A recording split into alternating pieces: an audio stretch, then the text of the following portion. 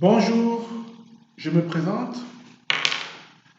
Je suis le conférencier biblique Gabin Safak.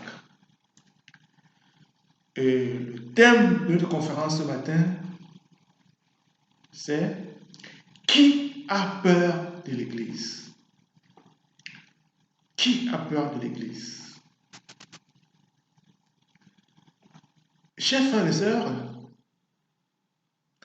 nous savons que beaucoup d'Africains aujourd'hui ne veulent plus aller dans les églises parce qu'ils ont en mémoire l'évangile colonial que le colonisateur, avide de richesses, avide d'or, de diamants, de caoutchouc, de café, de cacao, de coltan, de cassitérite, de cobalt, de cuivre et de fer. Ce colonisateur, comme je le disais, était donc arrivé en Afrique et il a donc pris une parole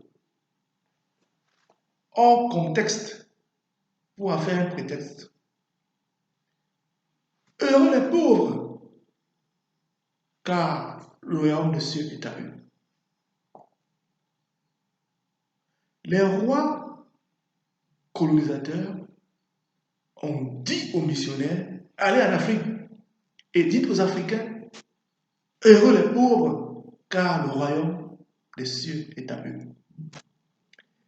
Et pendant que les Africains restaient pauvres, les colonisateurs pillaient. Ils pillaient les diamants, pillaient de l'or. Et c'est pour cela qu'aujourd'hui, beaucoup d'Africains ne veulent plus écouter la parole de Dieu. Beaucoup d'Africains ne veulent plus aller à les églises. Ils disent que l'église est un bras de la colonisation. L'église est un bras de l'impérialisme. L'église est un bras de l'exploitation des Africains.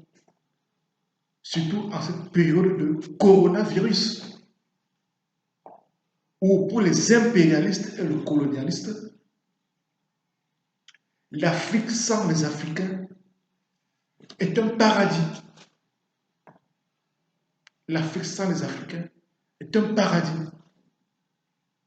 Pour les colonialistes et les impérialistes. Je vais vous montrer une publication qui a été faite sur Facebook. Vous savez, les publications qui sont faites sur Facebook n'engagent que ceux qui les ont faites. Mais n'en demeure pas moins qu'elles ont été faites. Il faut les lire parce qu'il n'y a pas de fumée sans feu. Voilà le nouvel ordre mondial. Le nouvel ordre mondial, c'est une Europe débarrassée des vieillards, une Afrique débarrassée de sa population. Voilà le nouvel ordre mondial. Et l'Église dans tout ça, qui a peur de l'Église? Donc, l'évangile que nous vous proposons aujourd'hui, c'est l'évangile tel que prêché par l'apôtre Paul. Nous allons lire dans 1 Corinthiens, chapitre 2, le verset 4. Et ma parole et ma prédication ne reposaient pas sur les discours persuasifs de la sagesse, mais sur une démonstration d'esprit et de puissance, afin que votre foi soit fondée, non sur la sagesse des hommes, mais sur la puissance de Dieu. Aujourd'hui, nous présentons un évangile qui est basé non sur la sagesse des hommes, mais qui est basé sur la puissance de Dieu. Nous allons encore lire donc Romains. Romains au chapitre 4.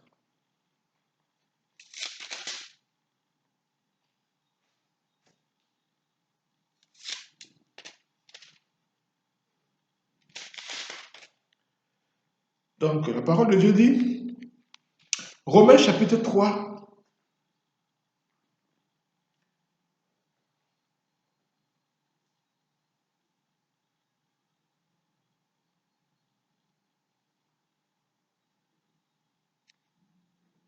donc Romains chapitre 3,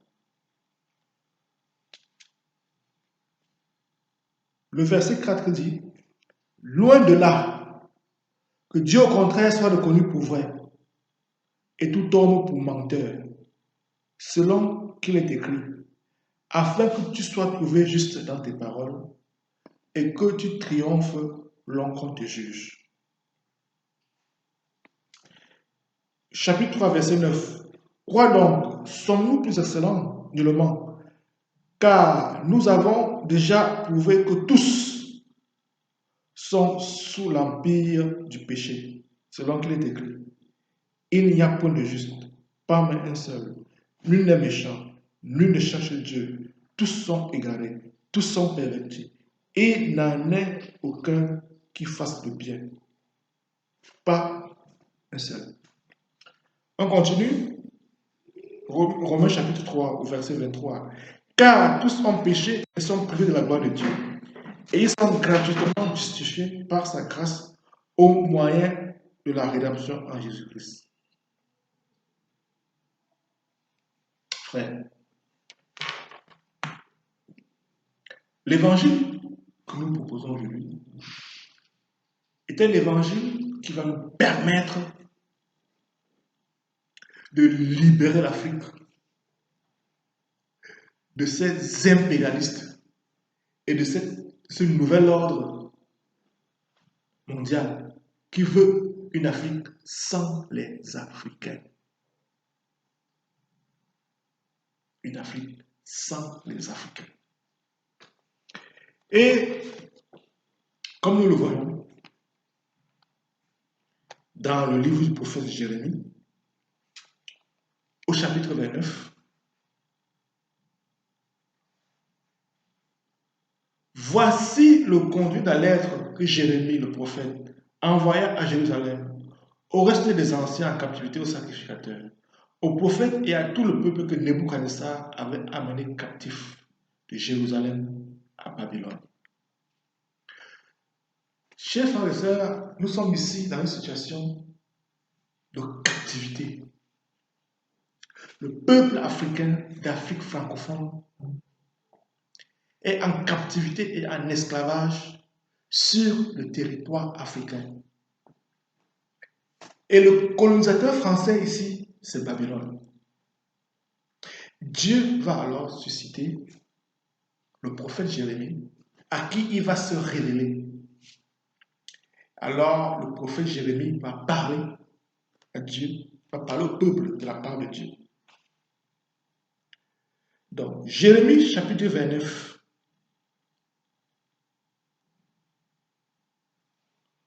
Le verset 6 dit, prenez des femmes, engendrez des fils et des filles. Prenez des femmes pour vos fils et vos filles. Multipliez là où vous êtes, ne diminuez pas. Multipliez là où vous êtes, ne diminuez pas. Le prophète Jérémie nous demande ici de nous multiplier. Peuple africain, multipliez-vous. Multipliez-vous. Recherchez le bien de la ville où je vous ai amené en captivité. Et priez l'Éternel à sa faveur parce que votre bonheur dépend du sien. Multipliez-vous. Le facteur démographique est un facteur économique. Aujourd'hui, l'Afrique fait peur à la finance internationale. Les 200 millions de Nigérians font peur. Les milliardaires nigérians font peur. Les 80 millions d'Éthiopiens font peur. Chers frères et sœurs, le facteur démographique est un facteur économique. Multipliez-vous, ne diminuez pas. Investissez, vous qui êtes dans la diaspora. C'est bien d'être bien habillé. Mais un costume à 10 000 euros, c'est un peu trop. L'ostentatoire, une robe de soirée à 12 000 euros, plus les, sans compter les bijoux et les chaussures. Quand vous sortez, vous avez 30 000 euros sur vous. Ce n'est pas très nécessaire. Avec 30 000 euros, vous pouvez déjà acheter un appartement. Vous faites un dépôt de 30 000 euros. Vous prenez un appartement de 300 000 euros et vous payez petit à petit pendant 10, 15, 20, 30 ans. Et l'appartement vous revient. Investissez en Europe. Vous avez 30 ans, 35 ans, 40 ans, vous vivez en Europe, multipliez-vous. Demandez à Dieu de vous donner un enfant. Après le confinement, demandez à Dieu de vous donner un enfant. Multipliez-vous. Vous voyez, en Amérique latine, le vote des latino-américains contre les États-Unis. Pourquoi? Parce que les latinos font le nombre. Quand vous aurez un fort pourcentage d'Africains noirs à Paris, quand vous aurez un fort pourcentage d'Africains noirs à Bruxelles, quand vous aurez un fort pourcentage d'Africains noirs à Londres, la haute finance internationale tombera, l'impérialisme tombera. Aujourd'hui, ils veulent exterminer les Africains. Mais ce n'est pas possible aujourd'hui. Et ils ne vont pas s'arrêter là. Ils vont revenir à la charge dans 40 ans. Qu'ils reviennent dans 40 ans, nous serons 2 milliards d'Africains. Ils ne pourront pas. Merci d'avoir écouté cette conférence. Je suis à votre disposition pour partager avec vous dans le cadre d'une conférence débat ou d'un débat en ligne. Voilà. Je vous remercie.